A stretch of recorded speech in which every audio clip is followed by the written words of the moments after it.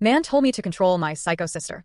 I smiled. My younger sister Patty is kinda loaded weapon. When she was 15, a girl at school spread a rumor that Patty had lice. So Patty put that girl's head through a cafeteria window. In college, a roommate stole money from her wallet. So Patty set every piece of that girl's clothing on fire. In the parking lot, she's been on medication for years, learning to manage her emotions and reactions. But the switch is still there.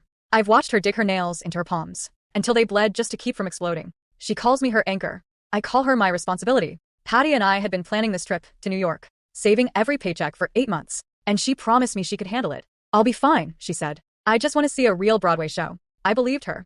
We landed at JFK with matching carry-ons and a list of restaurants to try. I thought maybe things would be different here. They weren't. We noticed this creep on night one. A man who worked the hotel bar kept watching us from across the lobby. You two look lost, he called out. Patty's jaw tightened. I squeezed her hand. Ignore him, I whispered. Night 2. The same man appeared at our table during dinner and sat down without asking. Let me buy you drinks. Patty's breathing changed. I recognized the signs. We're fine, I said quickly, standing up. She didn't speak for an hour. Night 3. He followed us into the elevator, standing close enough that I could smell him. You're not being very friendly. Patty stopped moving. Her hands were shaking. I saw her reach for her keys. I grabbed her wrist. Don't please. She closed her eyes, took 3 deep breaths, and we walked out. That night, she couldn't sleep. I hate this. I hate that I can't just be normal. I held her hand. You're doing so good. Night 4. He was waiting in the lobby. I watched your window from the parking lot last night. Every muscle in my sister's body went rigid. We're reporting you to management, I said. He laughed. I've worked here 20 years.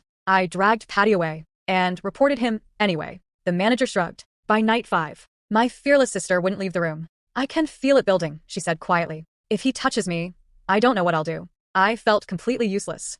I convinced her to try one more time. Just dinner before our Broadway show. We barely sat down when the waitress muttered, "This guy again." The same man walked over, pulled up a chair, and leaned toward Patty. You've been hiding from me all week. She pulled back. He grabbed her wrist hard. Don't be like that. I watched my sister's face change. Then his other hand shot across her chest. And he laughed. Something in me snapped first. Sometimes it's okay to let go, I said. She blinked. What?